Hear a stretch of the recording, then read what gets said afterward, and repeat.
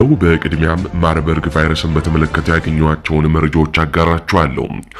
በሀገራችን በተከሰተው የማርበርግ ቫይረስ ዙሪያ መንግስት በተቻለ መጠን ህዝቡ ጥንቃቄ እንዲያደርግ ከማሳሰብ ይልቅ የቱሪዝም ገቢን ያሳጣኛል በማለት ለመደበቅ እየሞከረ ሲሆን ቫይረሱ ከቀን ወደ ቀን አድማሱን በማስፋት በተለያዩ ከተሞች ምልክቶቹ ለመኖራቸው የሕክምና ባለሙያዎች በማሳወቅ ላይ ይገኛሉ። ይህ ምንም አይነት መድኃኒት የሌለው ቫይረስ በአደገኝነቱ ከኢቦላም የሚልቅ በመሆኑ ማህበረሰቡ በእንቅስቃሴዎች ሁሉ ጥንቃቄ እንዲያደርግ የሕክምና ባለሙያዎች እያሳሰቡ ይገኛሉ። በመንግስት በኩል ግን ሁሉም ነገር በሚስጥር እንዲያዝ እየተደረገ ነው። በርካታ ሰዎች ህይወታቸው ማለፉ ሲነገር፣ በርካቶች ደግሞ በቫይረሱ ተጠርጥረው ማቆያም ገብተዋል። መንግስት ግን ሆን ብሎ ቁጥሮችን እየደበቀ እንዳለም ነው የሕክምና ባለሙያዎች የነገሩን። በቫይረሱ ምክንያት ህይወታቸው ያለፉ ሰዎች ቁጥር ከ30 መሻገሩም ነው የተነገረው። በኦሮሞማው የብልጽግና አገዛዝ ትኩረት ባይሰጠውም የዚህ የማርበርግ ቫይረስ ጉዳይ እጅግ አሳሳቢ እየሆነ መጥቷል። የመንግስት መገናኛ ብዙሃን በሙሉ በአብይ አህመድ የመደመር ብልጽግና ወንጌል ሰበካና ጥቅሶች ማህበራዊ ሚዲያውን በቲክቶከር ቀልደኞች የተሞላ በመሆኑ በቫይረሱ ጉዳይ ቸልተኝነት እየበዛ ስለሆነ ዋጋ ሳያስከፍለን አይቀርም ነው የሚሉት የሕክምና ባለሙያዎች። ለመጀመሪያ ጊዜ በጀርመን እንደተከሰተ የሚነገርለት አደገኛና ገዳይ መድኃኒትም ሆነ ክትባት ያልተገኘለት ማርበርግ በኢትዮጵያ ጂንካ የጥቂት ሰዎችን ህይወት ማጥፋት እንደጀመረ ሁኔታው ያሳሰበው የጂንካ ሆስፒታል ኃላፊ የነበረው ሐኪም ለዓለም አቀፍ ሚዲያዎች የቫይረሱን መከሰት መረጃ በመስጠቱ ምክንያት ከስራው እንደተባረረ ይታወሳል። ይህ አደገኛ ቫይረስ ከደቡብ ክልል ከጂንካ ከተማ ተነስቶ መጀመሪያ ወደ ሐዋሳና አሩሲም ከዚያም አዲስ አበባ ከገባ በኋላ ጥንቃቄ ባለመደረጉ አሁን ላይ በተለይ ከታላቁ ሩጫ በኋላ በከፍተኛ ሁኔታ ውስጡን እየተስፋፋ መሆኑን ነው የሕክምና ባለሙያዎች የሚናገሩት። አገዛዙ የሚወቀሰው እዚህ ላይ ነው። ይህን ገዳይና አደገኛ ቫይረስ ሰው እንዲጠነቀቀው እያደረገ አይደለም። በተለይ በድህነት ኑሯቸው የሚገፉ የጤና ባለሙያዎች ቀዳሚ ተጠቂዎቹ እየሆኑም ነው ተብሏል። ማርበርግ እንደ ኮሮና በማስክ እንደ ኤድስ ደግሞ በኮንዶም የሚከላከሉት ቫይረስ አይደለም። ቫይረሱ የሚተላለፈው በቀጥተኛ ንክኪና በግብረ ስጋ ግንኙነት ወቅት በወንድ ዘርና በብልት ፈሳሽ አማካኝነት ጭምር ይተላለፋል ተብሏል። እንደውም በወንድ ዘር ፈሳሽ ውስጥ ለአንድ ዓመት ሁሉ ይቆያል ተብሏል።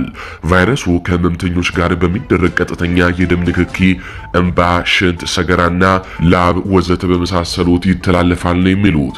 ህመምተኛው በተኛበት አልጋ፣ በለበሰው ልብስ፣ በተጠቀምበት መርፌ መጠቀምን በቫይረሱ እንድትያዙ ያደርጋልም የሚሉ አሉ። ቫይረሱ በሳልና በትንፋሽ አይተላለፍምም የሚሉ አሉ።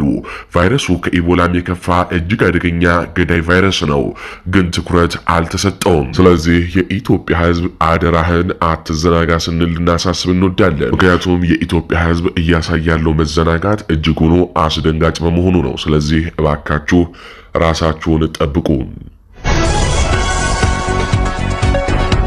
አሁን በቀጥታ ወደ ሌሎች ዘገባዎች አልፋለሁ። ብልጽግና ኢሳያስ አፈወርቂ ላይ የግድያ ሙከራ ተደረገበት በሚል ያሰራጨው መረጃ ፈጽሞ ሐሰት መሆኑን አረጋግጠን የብልጽግና ከፍተኛ ሚዲያዎች ትላልቅ የሚኒስትሪ ሚዲያ ሳይቀሩ ኢሳያስ አፈወርቂ ላይ ግድያ እንደተደረገባቸው በትላንትናው ዕለት በሰፊው ሲዘግቡም ቆይተዋል። ዘገባቸውም በሰበር ዜና እንዲህ ይላል። ፕሬዝዳንቱ የግድያ ሙከራ ተደረገባቸው። የኤርትራው ፕሬዝዳንት ኢሳያስ አፈወርቂ በሱዳን ከግድያ ሙከራ ተርፏል። ጥቃቱ በተቃዋሚዎች የተፈጸመ ሊሆን እንደሚችል ከስፍራው ካሉ ምንጮች ተሰምቷል። ፕሬዝዳንቱን ያጀቡ መኪኖች ከቤተ መንግስቱ እንደወጡ ብዙ ሳይረቁ ኃይለኛ ፈንጂ በቅርብ ርቀት ከፈነዳ በኋላ ከፕሬዝዳንቱ አጃቢ መኪኖች አንደኛው በጣም የተጎዳ ሲሆን በርካታ የፕሬዝዳንቱ አጃቢዎች መቁሰላቸው ተዘግቧል ሲሉ ሱዳን ትሪቡን ዘገባውን አወጣ በማለት የሐሰተኛ መረጃም አሰራጭተዋል። የኤርትራው ፕሬዝዳንት ኢሳያስ አፈወርቂ በሱዳን ወታደራዊ መሪ አልቡርሃን ግብዣ በትላንትናው ዕለት ወደ ፖርቱ ሱዳን ባቀኑበት ወቅት በቦምብ የግድያ ሙከራ እንደተደረገባቸው፣ ጠባቂዎቻቸው እንደተጎዱ ሱዳን ትሪቡን የተባለ ሚዲያ ዘግቧል በሚል የብልጽግና ትልልቅ ሚዲያዎች ሳይቀሩ በማህበራዊ ሚዲያና በሚኒስትሪ ሚዲያ ሳይቀር መረጃውን ሲያጋሩ ቆይተዋል። መረጃው ፍጹም የተሳሳተና ሱዳን ትሪቡን የተባለው የሱዳን የመረጃ ምንጭም ይህንን አይነት ዘገባ እንዳልሰራም ለማወቅ ተችሏል። ስለዚህ የብልጽግና ሚዲያዎች እንደተለመደው የሐሰተኛ መረጃዎችን አጋሩ እንጂ በኢሳያስ አፈወርቂ በኤርትራው ፕሬዝዳንት ላይ የተፈጸመ የግድያ ሙከራም ሆነ የቦምብ ጥቃት ፈጽሞ የለም። አሁን በቀጥታ ከአማራ ክልል ወዳገኟቸው አበይትና ሰበር የጦር ግንባር መረጃዎች አልፋለሁ። በአልዩ አምባ ከተማ በተደረገው ፍልሚያ የአድማ ብተና አዛዥን ጨምሮ አንድ አይሱዚ ሙሉ የአገዛዙ ኮማንዶ ተደመሰሰ። በአንኮበር ወረዳ አልዩ አምባ ከተማ በሸዋ ጠቅላይ ግዛት እዝ መሐመድ ቢሆነኝ ኮር ስር የሚገኘው ጣይቱ ክፍለ ጦርና ወንዱ አስቻለው ደሴ ክፍለ ጦር በተወጣጣ ሻለቆች በተደረገ ፍልሚያ በብልጽግና ላይ ከፍተኛ ጉዳት ደርሷል ነው የተባለው። በአንኮበርና አልዩ አምባ ከተማ መካከል የምትገኝ ልዩ ቦታዋ ጥዳ አምባ የሚባል ቦታ ላይ ለእገዛ የመጣ የአገዛዙ ኮማንዶ አንድ አይሱዚ ሙሉ ተደምስሷል። በተጨማሪም በአልዩ አምባ ከተማ በተደረገው ፍልሚያ የአድማ ብተና አዛዥ የሆነው አማራ የተባለ ጸረ አማራም የአገዛዙን ቀኝ እጅ በጀግኖቹ እርሳስ ከባድ ጉዳት ደርሶበት በከፍተኛ ሕክምና ላይ እንደሚገኝም ተገልጿል። እንዲሁም አንድ የአድማ ብተና የሻምበል አመራር በአናብስቶቹ አፈሙዝ በደረሰበት ምት አንገቱ ላይ ተመቶ በህይወትና በሞት መካከል እንዳለም ለማረጋገጥ ተችሏል። በተጨማሪም የአድማ ብተና ተመራጭ ሆኑ የቡድን መሳሪያ ተኳሾች አንድ የስናይፐርና የብሬን ተኳሾች ከነመሳሪያቸው በፋኖ ጦር በቦምብ ጋይተዋል የተባለው። ጥዳም የምትባል ቦታ ላይ አንድ አይሱዚ ሙሉ ከተደመሰሰው ውጪ በተጨማሪም በአልዩ አምባ ከተማ በነበረው ፍልሚያ ከብልጽግና በኩል በውስጥ በደረሰን መረጃ መሰረት 13 የአገዛዙ ጥምር ጦር እስከ ወዲያኛ የተሸኙ ሲሆን 18 የሚሆኑ ደግሞ ከባድ ቁስለኛ ተደርገዋል የተባለው።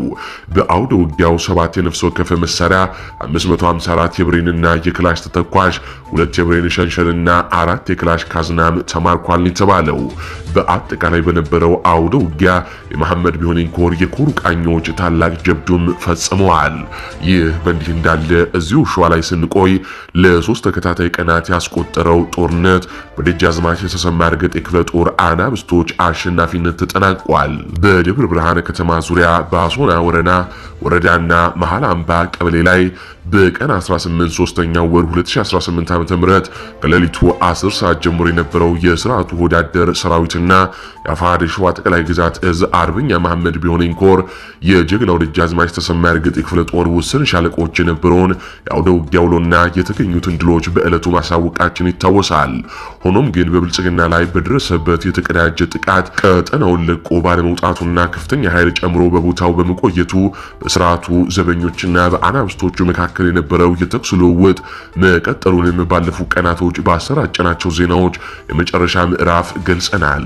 ይህ በእንዲህ እንዳለ በአናብስቶቹ መካከል በአብይ አህመድ ወዳደር ሰራዊት መካከል የነበረው የ3 ቀናት ፍልሚያ በብልጽግና የሽንፈት ካባውን ደርቦ ጀግኖቹን ደግሞ ድልን አጎናጽፎም ተጠናቋል። አይበገሮቹ የብልጽግናን ኃይል ድንፋታና የኃይል መንጋጋት ከምንም ሳይቆጥሩ ተልባ ቢንጫጫ በአንድ ሙቀጫ ነውና ተረቱ ያለምንም የወገን እገዛና ያለምንም ስጋት ደከመኝ ሰለቸኝ ራበኝ ጠማኝ ሳይሉ የብልጽግናን መውጫና መግቢያ በንስር ዓይን በመከታተል ቀንና ሌሊቱን በተለያየ ሰዓት የተለያየ የውጊያ ጥበብን በመጠቀም መውጫ መግቢያ ማሳጣትና የማያዳግም ግርፍ መግረፍም ችለዋል።